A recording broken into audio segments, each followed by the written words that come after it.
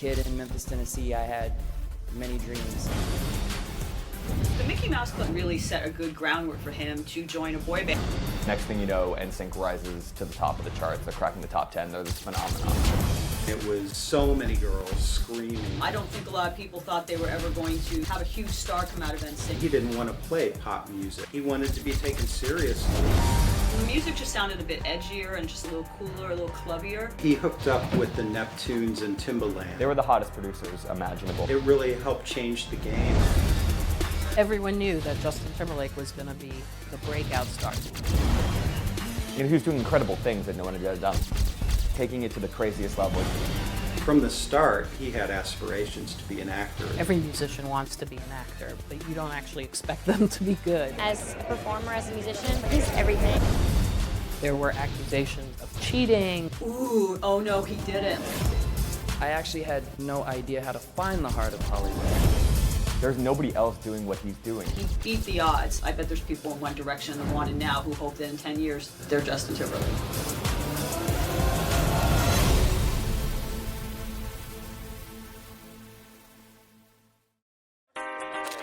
He's suited up and ready to bring sexy back.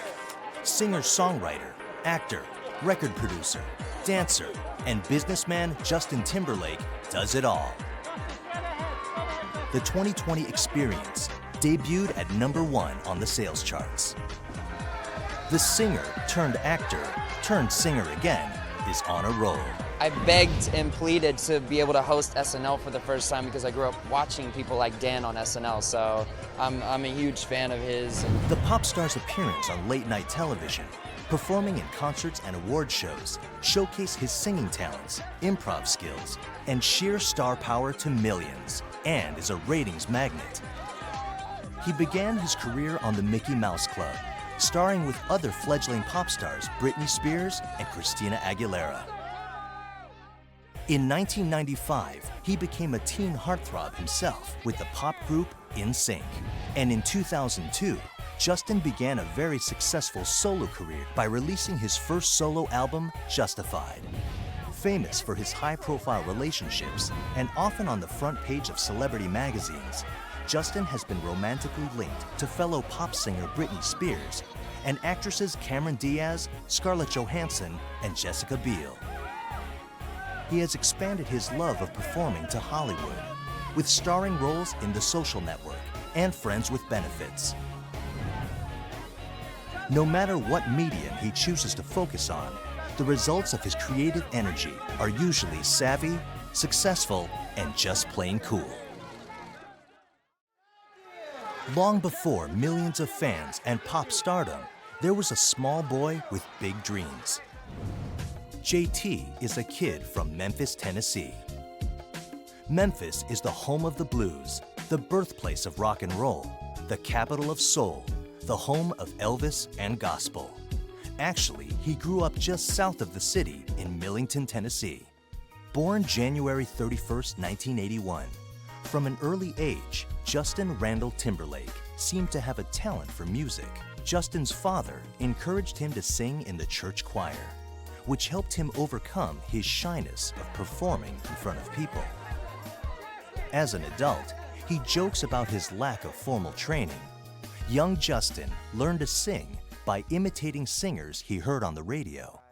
He began taking singing lessons when he was just 8 years old. When I was a kid in Memphis, Tennessee, I had many dreams. As a child, Justin began at the age of 10, singing Al Green songs at local talent competitions. When he was 11 years old, he appeared on the television talent show Star Search, performing country music songs as Justin Randall. Even still, his performance didn't make the cut. Despite the disappointment, with his mother Lynn's support, Justin continued on his quest for stardom.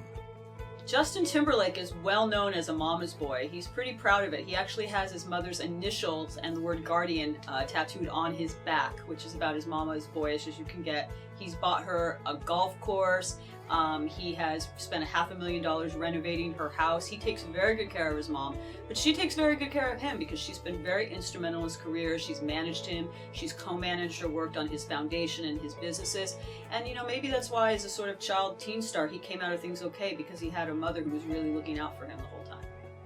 Well, his mother at the beginning was very enthusiastic about his career and about wanting to support Justin's desire to be a singer, dancer, celebrity. It wasn't long after the Star Search disappointment that Justin's mother heard of a TV show casting call.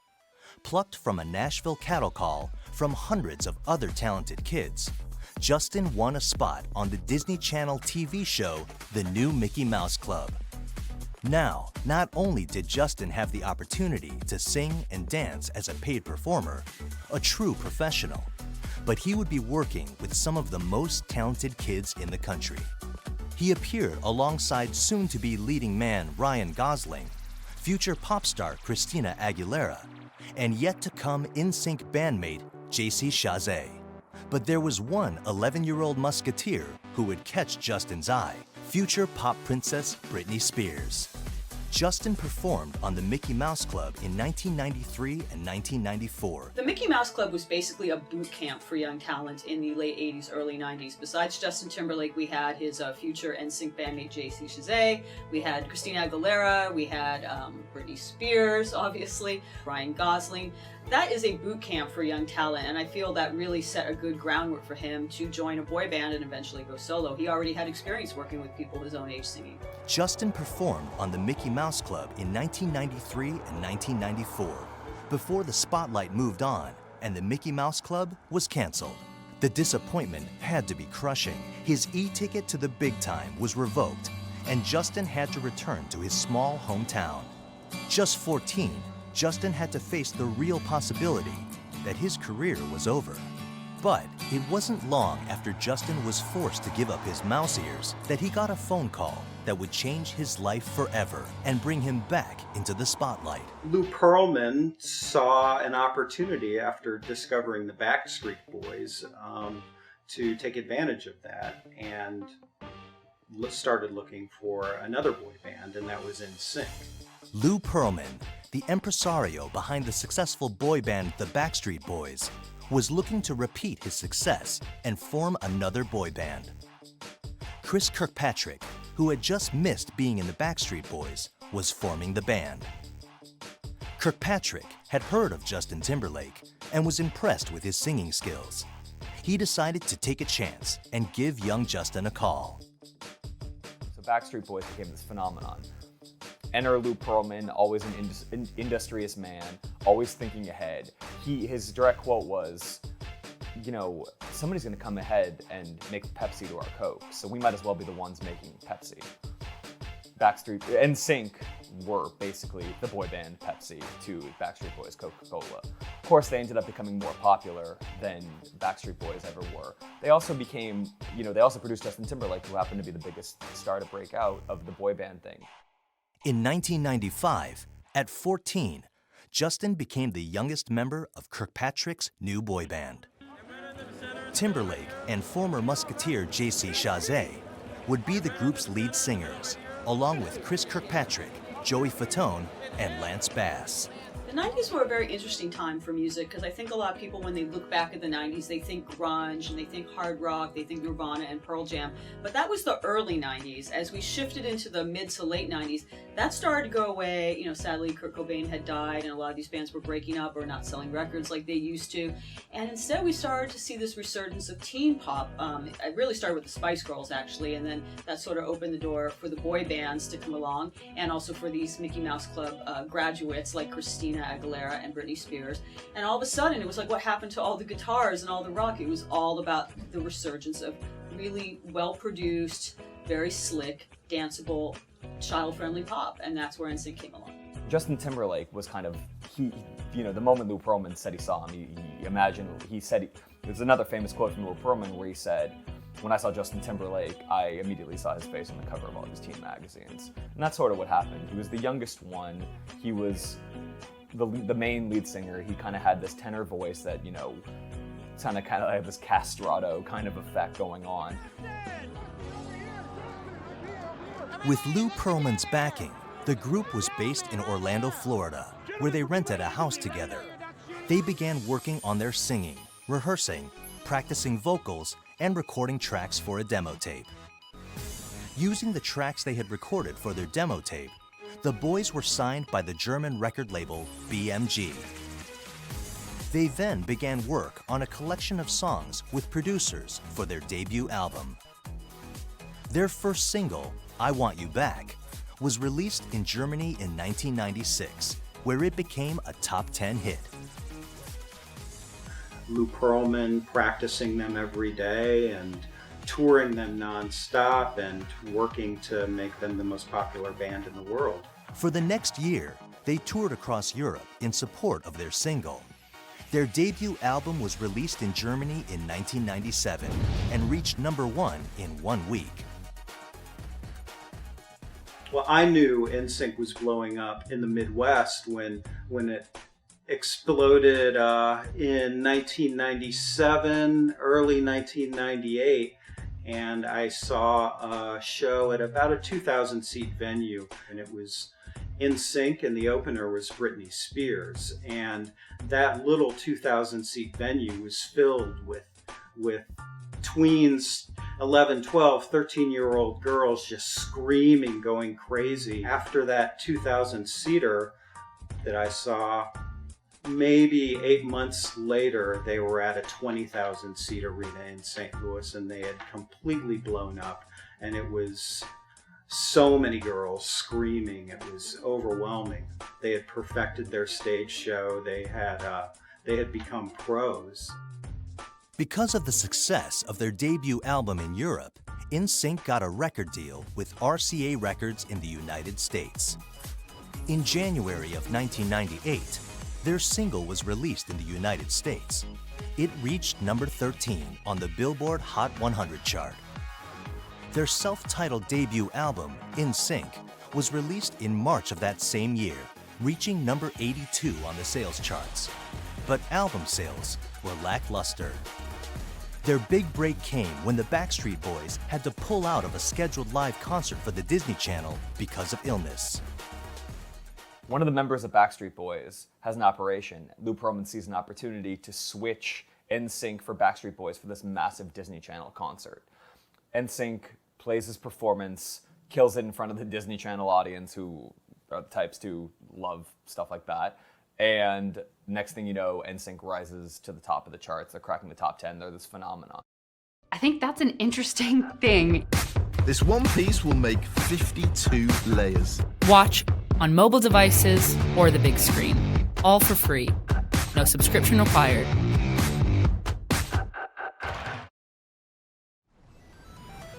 On the heels of the worldwide broadcast of the Disney Summer Concert in July, record sales exploded. NSYNC's debut album jumped to #9 on the sales charts. Their first album went gold, then platinum, then diamond in the US, selling more than 10 million copies.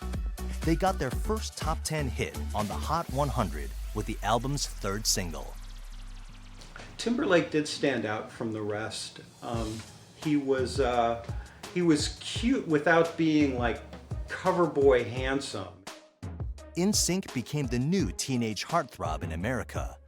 And as the lead singer in a popular band, Justin Timberlake's picture was soon hanging on the bedroom walls of teenage girls around the world. NSYNC's first album became a smash. Their debut album would sell a total of 11 million copies. To add to the comfort and joy of the success of their first album, the group recorded a Christmas album, Home for Christmas, which sold an additional 2 million copies. NSYNC would have the rare success of 2 hit albums on the charts at the same time. Backstreet Boys were really leading the charge. They were, to this day, they're still the best-selling boy band of all time. And NSYNC at the time, I seem to recall, were sort of looked at as like the second tier or like the next biggest band. I don't think a lot of people thought they were ever going to have a huge star come out of it solo the way that Justin came out of NSYNC. I think maybe they thought maybe Nick Carter out of the Backstreet Boys would be the one to do that. And really, I think the reason that NSYNC now are heralded as one of the great boy bands of the 90s, right up there with Backstreet Boys, is because of Justin's charisma. I think Justin Timberlake's charisma, his natural likability, I think that's what sold it for them. I mean, he was the popular one, he was the youngest one, he was the golden child of the band, he was the one that was dating Britney Spears. But it goes beyond that. We see it now. He's just kind of sprinkled with this fairy dust of likability. No matter what he does, he hosts SNL, he puts out an album, he buys MySpace, everyone's like, yay, Justin Timberlake. People just like him. And that can go so far to making a group successful or a solo artist successful. Along with the rise of NSYNC that put Justin in the spotlight, in early 1999, he began dating former Mickey Mouse Club member Britney Spears. The high-profile relationship between Spears, already a pop star herself, and Justin turned his profile white hot. Together, they were the center of the tabloid universe. In the late 90s, the ultimate power couple of teen pop was Britney Spears and Justin Timberlake. We all remember seeing them out together with their matching blonde hair and their matching denim-on-denim outfits that were very famous. And they really just seemed to be so in love and so innocent. You know, Britney had this whole thing that she was a virgin and all that, which wasn't true. But, they seemed like this very innocent, wholesome couple. And they both came from the Mickey Mouse Club, and they'd both known each other for so long. And I really think they both helped elevate each other's career because they were so loved as a couple. I really think it helped Justin Timberlake's career because at the time, Britney Spears was probably, considered the most desirable pop star, desirable female celebrity on the planet. And he landed her. That made him look pretty good. She picked him out of all the other NSYNC guys. And, together they just seemed like the golden couple of the era. NSYNC, Backstreet Boys happened in Orlando, and you have also groups like O-Town was from Orlando. Christina Aguilera and Britney Spears had their roots in Orlando. This whole thing was burgeoning there. Even Joey Fatone of NSYNC, they found him. He was singing as one of the werewolves in the Beetlejuice review at Universal Studios. So then you have New Kids on the Block became this complete phenomenon. They were everywhere, but it was a quick phenomenon. It was over in 3-4 years. And then from about 92 to 96, you have this gap. Backstreet Boys start off around 95, and they took forever to get hold in America.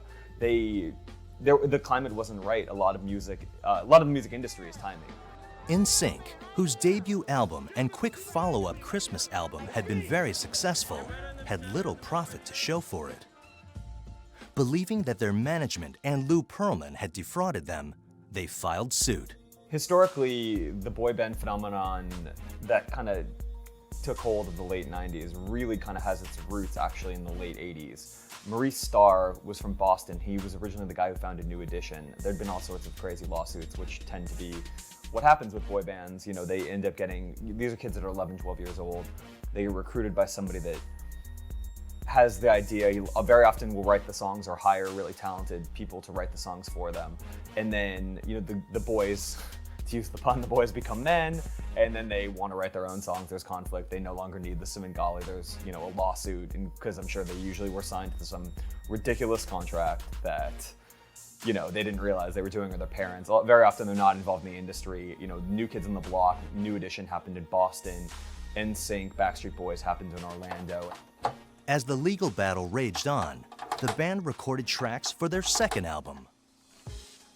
After their first album, then there's this massive lawsuit between Transcontinental, which is Lou Pearlman's label, and NSYNC. Transcontinental slaps NSYNC with a $150 million breach of contract lawsuit because NSYNC had tried to go to Jive Records, which at the time was kind of the biggest label for teen pop music. What happens is basically Transcontinental and their parent company RCA says that they had locked NSYNC into some contract, and they wanted all the masters from NSYNC's second album, which NSYNC was reportedly going to give to Jive. NSYNC said that it was one of the most egregious contracts that had ever been, written, and they had no idea. Lou Pearlman counters by saying they were in the process of renegotiating and sweetening the deal. Either way, there's total acrimony. The group recorded their second album without a record deal. After years of legal wrangling, they did reach a settlement with their former management company. They had gained creative control of their follow-up album and signed with a new record label. In an effort to add a harder edge to their original sound, Justin and his friend JC Chazé began writing and producing songs for the album. In January of 2000, the group released the single Bye Bye Bye. The track shot up and spent 5 weeks at the top of the radio charts, cementing their status as a full-blown phenomenon. They released their new album, No Strings Attached, which sold 1.1 million copies on its first day of release. NSYNC sold a massive 2.4 million copies of their third studio album in just 1 week of release in March of 2000. No Strings Attached was a really important album for NSYNC, and the title obviously referenced the fact that they'd broken away from Lou Pearlman and now they were like free. And that could have been a risk for them, you know, a boy band that's sort of been created by someone no longer has those ties. Can they make it on their own? But obviously they did. It became the best-selling debut of all time. It sold something like 2.4 million in 1 week, some kind of sales we never see anymore. They made the video where they're actually on the strings. It was a real, you know, they did Bye Bye Bye, making a statement of intent to say, like, we are on our own, we are a real band, we are not attached to Lou Pearlman's strings, and even without him, not only are we as successful, we are more successful. That was when they really established themselves as a force to be reckoned with. At the end of the year 2000, there was no bigger success than NSYNC. Justin Timberlake moved to the front of NSYNC as its lead singer and the band's heartthrob. Despite all the publicity and gossip, Justin remained grounded. Justin and his bandmates were ambitious young pros, more interested in getting high on the Billboard charts than anything else. Timberlake had matured, developing from an ambitious teenager to a poised musical performer. With their core audience growing up, now the biggest challenge the group had to contend with was their own success. In an effort to follow up on their massive success, the band looked to push the limits of the boy band genre. And as NSYNC started working on the band's next album, Timberlake began taking the lead, shaping the sound and contributing by writing songs. By the time NSYNC returned to the studio to record their next album, Justin had written a number of new tracks. In an attempt to prove themselves and be both commercial and creative, Justin and JC Chazé grabbed the artistic reins and contributed a number of songs to the album. NSYNC's next album, Celebrity, was released in 2001. It reached #1 on Billboard's chart, selling almost 2 million copies in its first week of release. Celebrity is a really important album, not just for NSYNC. It ended up being their last album, but I think they went off on a high note. It's an important album for Justin Timberlake. It was the perfect transition to what became his solo career. You actually hear a lot of what Justified was in Celebrity. It was a grown-up album, and a lot of times when these teen pop artists try to do their difficult, serious grown-up album, it's a disaster. No one wants to take them seriously. But this was an album where they were sort of mocking their own selves, mocking their celebrity. They had a song called Celebrity where they said, would you still like me if I was not famous, if I didn't have money, if I wasn't buying you things. They had Pop, which was also about the idea of what it means to be pop. And the music just sounded a bit edgier and just a little cooler, a little clubbier. And 6 of the 12 songs on the album were co-written by Justin, which, you know, not many boy band artists get a chance to really do that while they're still in the boy band. So I think if there was anyone really paying attention to that album, they would realize, you know, we gotta keep an eye on this Justin guy. Like, maybe we should be taking him seriously. In total, NSYNC would sell more than 50 million albums worldwide. But in 2002, Justin's relationship with Britney Spears began to unravel. For Britney Spears and Justin Timberlake, the pressures of touring and maintaining a high-profile relationship were too much. After 3 years as a couple, the two pop stars ended their relationship amid many tears. Well, my first day on the job at Us Weekly was the week that they broke up. So talk about like jumping in head first. It was the biggest news story that I had ever seen in my, now going on 20 years of writing about, entertainment and music. It was bigger than Brad and Jen, It was on the level of Brad and Jen. I think that you could actually say that. And also it was very dramatic, It wasn't like one of these, like, we're gonna put out a mutual statement that says we remain good friends and we're splitting up. It was very dramatic. There were accusations of cheating, of going off the deep end, of betrayal, and then it all ended up in song not too much longer. So it was just rife with drama. Justin was looking for respect and credibility, something that despite their record-breaking success, NSYNC did not own. With Justin's high profile and the decline of the popularity of boy bands in general, the members of NSYNC elected to call a hiatus. I think Justin took advantage of the fact that his demographic, his fan base, was growing older and understood that boy bands were one thing, but you couldn't really scream at concerts when you got to be 18 or 19 years old. And as he got older as well, his fans were getting older and he didn't want to play pop music. So he stood out because he wanted to be taken seriously, and he had a team behind him that seemed to think that he should be taken seriously. Because NSYNC reached such tremendous highs, selling 2.4 million albums in a week, there was no way to top that. And in fact, they kind of did what most groups wouldn't necessarily do, which is call it quits.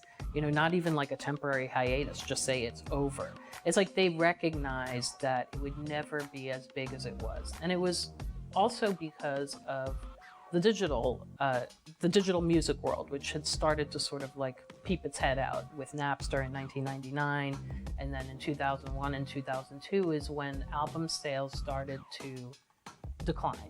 And I think that the writing was on the wall for the boy bands, that not only was the cycle up, like the music wasn't popular and the sounds weren't current anymore, but people just weren't buying albums the way they used to. So NSYNC called it quits, and everyone knew that Justin Timberlake was going to be the solo star, the breakout star. So it was just a matter of figuring out how he was going to roll out his solo career.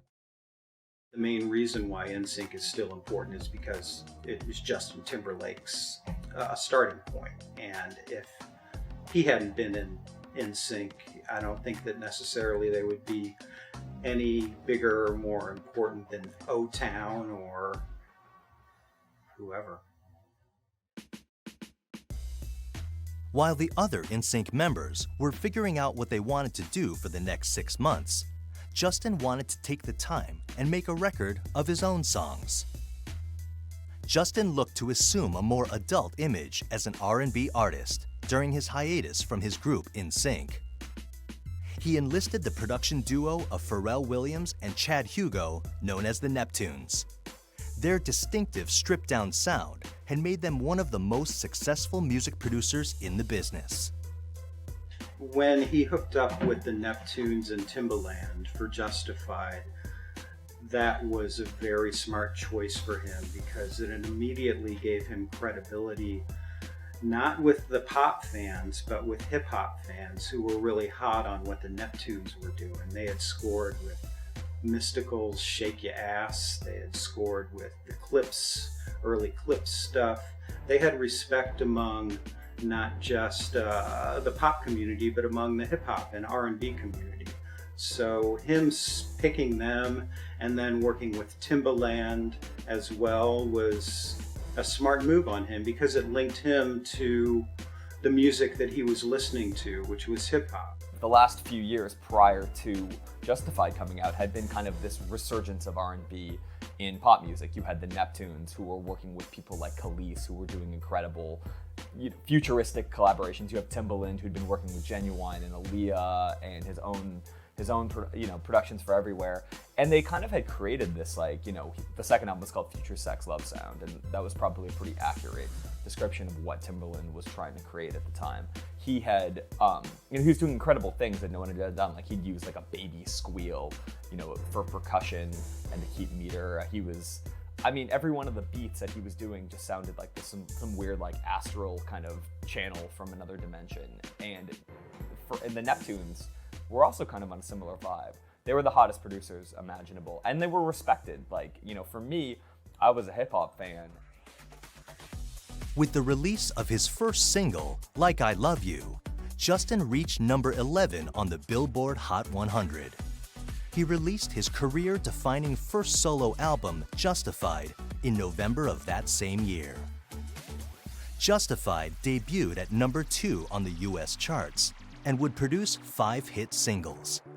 The album received good reviews from music critics who complimented his musical progression from his NSYNC material.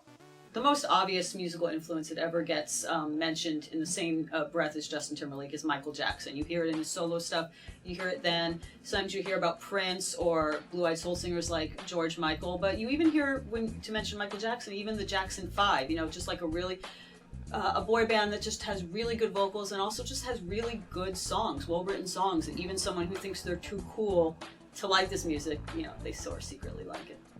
The single Cry Me a River helped sell the album's rise on the music charts. So it was definitely the end of an era of maybe kind of the ultimate of teen pop, and the end of an era when Britney Spears and Justin Timberlake broke up, and it seems like they broke up rather acrimoniously. He later said that he once said he would never get over her. He seemed very heartbroken about it, but like most great artists, he took his heartbreak and he made an amazing song out of it, which was Cry Me a River. I distinctly remember the first time I saw the Cry Me a River video, which is what really sold it, where there's basically a Britney clone with a little newsboy cap, and she's being stalked in her house. Yeah, Cry Me a River was a song that he admitted was about Britney Spears and about an argument that they had. He was in the studio with Timberlake at the time and wrote the song right after the phone conversation. And that emotion seemed to connect with a lot of people. Both were at a peak of fame, and they were a couple, and they were having problems, and they were in the spotlight. And the combination of that, the song connected with a lot of people who liked love songs. I just remember watching it being like, ooh, oh no, he didn't, like burn, like, oh, I would have loved to have been a fly on the wall if Britney ever saw that video, which I'm sure she has, how she reacted to it. It was very clear, it was clear even before, but once the video came out, it was very clear who that song was about. But somehow he did it in a way that was classy, where no one thought like he was a jerk for doing that. And, everyone was like Team Justin on this. And his career continued to skyrocket. He never really had a nosedive. And her career went like this. And here he was on top of the world, and she was shaving her head and getting married to Kevin Federline and stuff. And, it was sort of like, if he wanted revenge, I guess he got it. With the huge success of Justified, Justin silenced critics and gained new fans as his solo album went on to sell over 7 million copies worldwide. When NSYNC split up in 2002, they didn't really split up. It was supposed to be a hiatus. We never got an announcement that they were breaking up. There was no press release. The closest we ever got to that was Lance Bass about 5 years later in his autobiography, sort of referring to the fact that the band was over. I really think that they were maybe taking a hiatus while Justin Timberlake dabbled in a solo project, but I think once Justified came out, we realized that NSYNC were not going to be getting back together anytime soon, that he moved on. Justified was, I think, one of the greatest examples of an artist from a band that may not have been taken seriously, a boy band, being able to transition like that. I think another great example would be, I would liken Justified to George Michael's first album. Wham was not a band that was taken seriously at the time, despite the fact that they had really good pop songs. And I don't know if anyone really thought that George Michael was going to end up becoming this Grammy-winning guy who sells like 10 million albums. But he did. He beat the odds. And for a long time, he was sort of the example of, if you are a cheesy pop guy and you want to be serious and you want to be a real solo artist, George Michael is the person you want to be. Now, I think a lot of people, and I bet there's people in One Direction that want it now who hope that in 10 years, they're Justin Timberlake. With Justified, Justin made a successful transition from boy band member to serious artist. It would launch his solo career and shape the next decade of his life. In April 2003, While attending the Nickelodeon's Kids' Choice Awards, he met actress Cameron Diaz. By July, Diaz had joined Justin on the road as he toured with Christina Aguilera. With their appeal to the same type of fans, Justin did a joint headlining tour of the Americas to support his first album, Justified, and Christina's fourth studio album, Stripped. The joint tour was a way for both artists to shed their mouse ears and the mold of their teen pop image and begin a new chapter in their career. Yeah, so back to, rivalries in NSYNC versus Backstreet Boys, Britney Spears versus Christina Aguilera. Justin Timberlake going on the road with Christina was definitely, sort of viewed as a slap in the face of Britney. I think, generally when these tours are put together, they're more about money and who sort of, makes a good bill together. So I don't think that the promoters necessarily thought that, but it was painted that way. Transition from teen heartthrobs to hip and smooth adult entertainers landed both pop stars on the cover of Rolling Stone magazine. The relationship with Cameron Diaz and the 9-year age difference generated much speculation. Despite relentless rumors of strife, the couple stayed together and appeared at red carpet events, award shows, and movie premieres arm in arm. Justified spawned a number of hit singles. It would also land Justin on one of the biggest stages of all, the Super Bowl, and a storm of controversy. In February of 2004, during the Super Bowl, Justin performed with Janet Jackson before an audience of more than 140 million viewers. During their now infamous halftime show, Timberlake tore off a portion of Ms. Jackson's costume, revealing her bare breast. The Super Bowl is during the day, on a Sunday. There's little kids in the room, there's conservative people in the room, there's grandmas in the room. No one liked this. In hindsight, he couldn't have timed the Super Bowl incident better when he stood on stage with Janet Jackson and accidentally ripped off a part of her costume.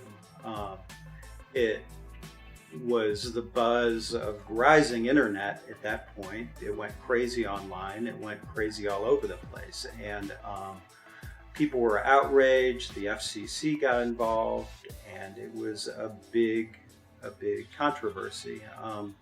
It probably helped him more than it helped Janet Jackson. I think that for any number of reasons, his career was boosted by it. These are the things that Justin has to be careful of, because he really is he has such a good boy image that when he does these things and it rubs people the wrong way, it makes people kind of go like, oh no, is this the break in his career? But what was interesting to me was while it pretty much ruined, or at least really took down many pegs, the career of Janet Jackson, Justin Timberlake pretty much emerged from this unscathed. He got a pass. He was the guy who sang the words, "Better Have You Naked" by the end of the song. He was the one who accidentally or otherwise ripped off, the thing on her boob that showed the star weird piercing thing. He was kind of the perpetrator of that. He was as much involved in it as her. Yet somehow, no one really held him responsible for that, which is kind of sexist, actually. And he went on to have a great career, bigger than ever. A few days later, he was on at the Grammys, and no one was booing him. And I think he made a minor, very passing apology, and everyone was just like, "It's okay, Justin." But Janet, her career was never recovered from that. I wonder why that is. Timberlake apologized for the incident, stating that he was sorry that anyone was offended by the wardrobe malfunction during the halftime performance of the Super Bowl. Since then, the term wardrobe malfunction has entered the pop culture lexicon to describe any clothing incident on the red carpet or on stage. If romancing a beautiful movie actress wasn't enough, Timberlake received 2 Grammy Awards in 2004 for Best Pop Vocal Album for Justified and Best Male Pop Performance for Cry Me a River. The album would sell 3.5 million copies in the United States and would reach the top 30 in a number of countries overseas. Timberlake began collaborating with a number of other recording artists, including rappers Snoop Dogg and Nelly. Timberlake was featured on Nelly's song, Work It. He received a Grammy nomination for his work with the Black Eyed Peas on Where's the Love.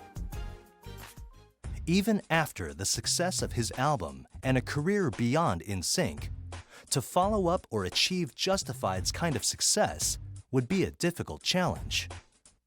Justin considered rejoining his band NSYNC, but didn't know what musical direction that would take. You know, it's one of those things where a reunion would be such a huge moneymaker and kind of a no-brainer.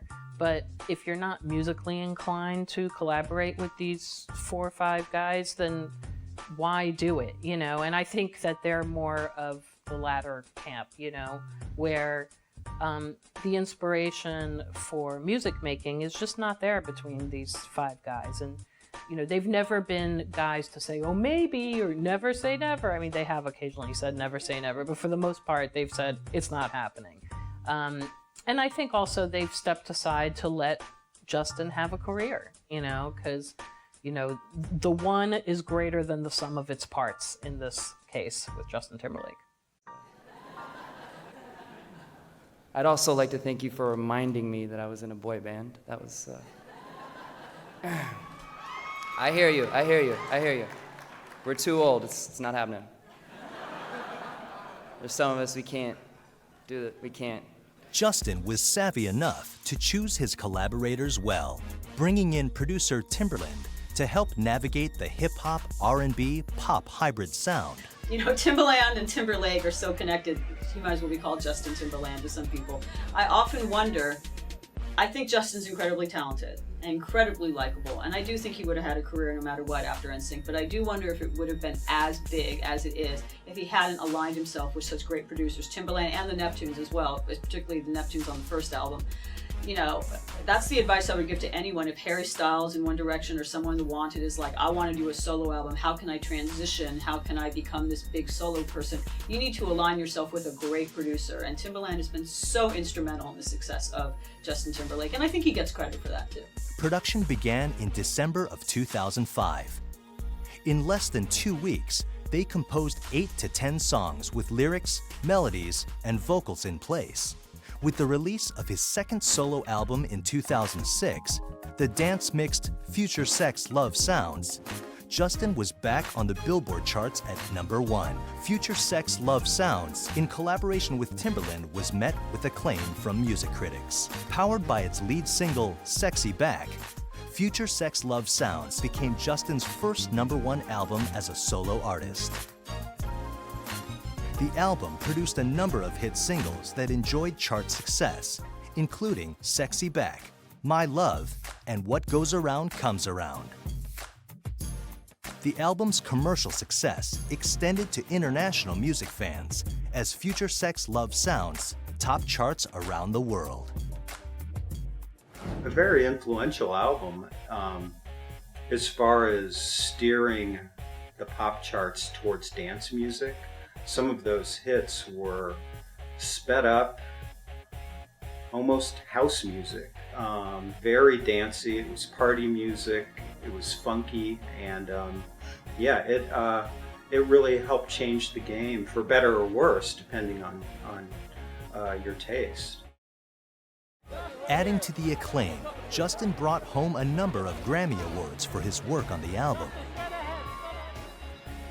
But his success with FutureSex LoveSounds was coupled with a personal setback. His relationship with Cameron Diaz, whom he had dated for almost 4 years, ended, with the couple splitting in December of 2006. Both denied rumors of an affair between Timberlake and actress Scarlett Johansson, with whom he had shot a music video for his song, What Goes Around Comes Around. In 2008, in a bid to stay musically relevant, Madonna enlisted Justin for her new album. Often, songwriting is trumped by pop star egos and superstar duets. Justin worked with Madonna on 4 Minutes, providing vocals and lyrics, delivering a fun collaboration between pop generations, and a double platinum single for the Material Girl. Growing up, I actually had no idea how to find the heart of Hollywood. In fact, I was so confused that at first I tried to get to the heart of Hollywood by way of Orlando, Florida, which MapQuest and Variety can both tell you that is definitely not the most direct route. But thankfully, my quest got me here. While he had done some acting before, In 2006, Justin embarked on a more serious acting career with parts in Alpha Dog and Black Snake Moan. 2 years later, he appeared in Mike Myers' comedy, The Love Guru. He appeared in starring roles in the films The Social Network, Bad Teacher, In Time, and Friends with Benefits. He was a Mouseketeer, so he has been reared from the start to be an entertainer, not necessarily just a musician.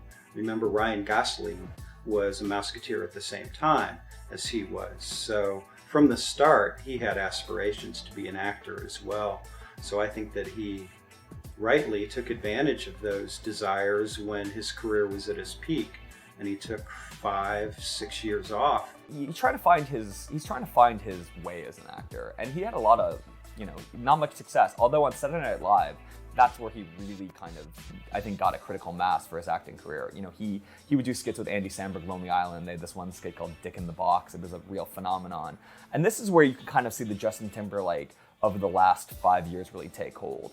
A song like Dick in the Box, he's parodying his boy band thing. They're all dressed like, they're basically kind of dressed like Backstreet Boys, kind of more than even NSYNC, and it's kind of a real kind of sharp jab. They're singing the falsetto, they're doing the harmonies, they're kind of parodying this whole lover man aesthetic that they cultivated in the late 90s, early 2000s. And here you kind of get the sense of Justin Timberlake as he's laughing at himself. Like, how much can you hate somebody like that who's laughing at themselves? It's never easy for a pop star to transition to being an actor. They never get taken seriously. Ask Madonna, ask people like this. Justin Timberlake is actually starting to get respect. I think the turning point for him was The Social Network, which is multiple, Oscar-nominated film, and he got good reviews for that. Then he sort of transitioned to be leading man, where he was in Friends with Benefits. He's really good. He's really talented, like naturally talented. I think he just had to get over the hurdle that everybody built for him as a performer, as a musician. But he's everything. I mean, he works so hard. He's very professional, and he's really natural. So after FutureSex LoveSounds, Justin Timberlake does what pretty much most musicians do after they've had a few big albums and they decide to become an actor. It's an obvious reason. It's so much easier to be an actor. All you have to do is be on a set and read lines and kind of inhabit a character. When you're a musician, you have to create that character yourself. You have to write these songs, and you have to find a sound. You don't have to do any of this stuff when you're an actor. Justin Timberlake starts out, and he tries to kind of play this kind of tough guy, kind of streetwise figure, and that was kind of something that rankled a lot of people. When I say a lot of people, I probably mean me. In his music, he kind of always had this kind of hip-hop aggressive vibe, but then you're like, you're the guy from NSYNC. Kind of does the same with his acting career at first. He does Alpha Dog, which is one of his first big roles. Got some acclaim for it, but at the same time, he's kind of playing a kind of cowardly thug in the San Fernando Valley over this big murder saga with a guy named Jesse James, who was a big drug dealer, and they ended up killing some teenager. I have been so impressed with Justin Timberlake's acting that, it's one of these things where, every musician wants to be an actor, but you don't actually expect them to be good. And he was really good, starting with Alpha Dog, which was one of his early roles. I think Edison was his first role. But in Alpha Dog, he played, a morally torn bad guy, and he did it so convincingly, and it totally shed that boy band image just with that one role. He wasn't the star, he was like a supporting actor, but he was fantastic. And ever since then, all the roles that he's taken have sort of shown a different side of him. He certainly has comedic chops, but he's also a really great dramatic actor, as we saw in Black Snake Moan. And then in The Social Network, it was really like a great combination of his real sort of charisma. With his music career suddenly a rocket to the moon, it's hard to tell what direction Justin is going with his acting career. At a Golden Globes after-party in 2007, Justin met actress Jessica Biel. The couple began dating, and over the next 5 years, they experienced an on-again, off-again relationship, which was often commented on in the press. Jessica Biel, she was an actress and obviously had her own sort of name and popularity. She's certainly a known entity, but I think the combination of Justin Timberlake and Jessica Biel has elevated both of them in a way. He's never been one to kiss and tell, and he certainly hasn't with this relationship, but it's clear that this is the one. You know, Justin and his mother are very, very close, so I would assume that that Lynn is cool with Jessica. In 2011, Justin and Jessica Biel announced the end of their nearly 4-year relationship. But after spending months apart, they were spotted attending a friend's wedding together. The 5-year courtship ended when Justin slipped a custom-designed ring on Jessica's finger during a romantic getaway in Big Sky, Montana in December 2012. They had a very low-key wedding, and you know, it wasn't like E.T. and Extra and everybody all clamoring for it. Like, they controlled the message, which is what they've always done with their relationships. I think it's smart. He and Biel finally married in October 2012 with a $6.5 million Italian wedding in Puglia, Italy, in front of family and friends. Cold enough for you, Justin? Justin, please. Justin, photo. Can I get one of those? I wish I could do 2 things at the same time, but I can't. There you go. Yeah, sure.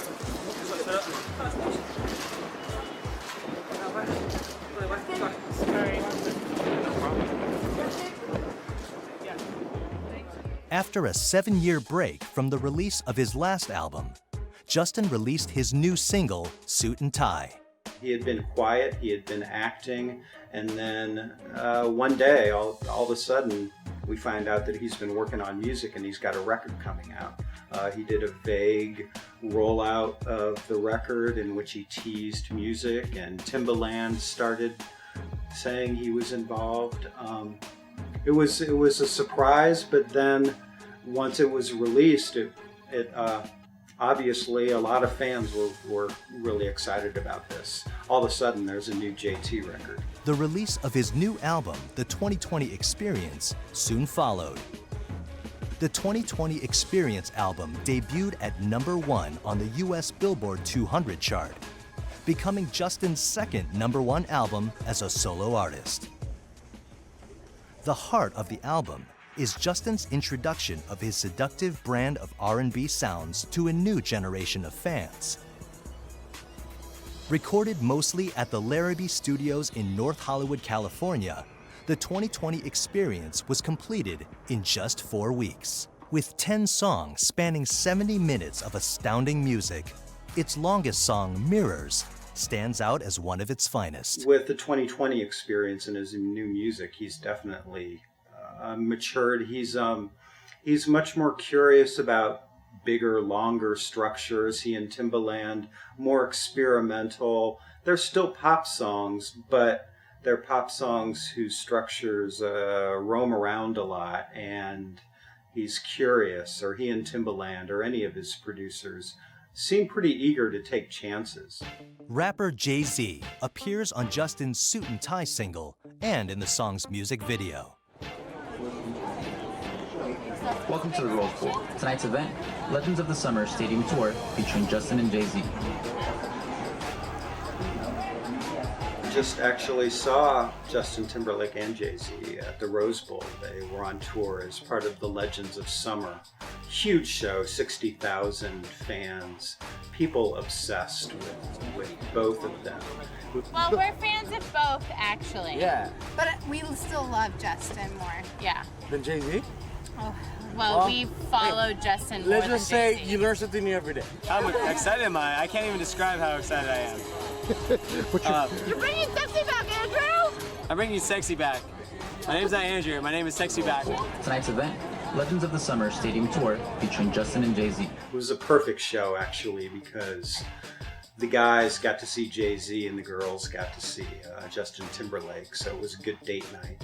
Even the vendors and the security guys were rapping the songs while they were selling. Yeah, it was a lot of fun. It was a huge production, of course, and they made a ton of money. We're here both, but like Justin's like my main man right there. Mostly Justin. Yes. Yeah. Oh, okay. Well, off the old album, my favorite song is My Love, but like on the new one, it's Mirrors. So tonight is the night. Yeah, tonight is like the night. Exactly, pretty much. Justin and Jay-Z have embarked on a major tour, the Legends of Summer Tour, stopping at stadiums across North America and in London.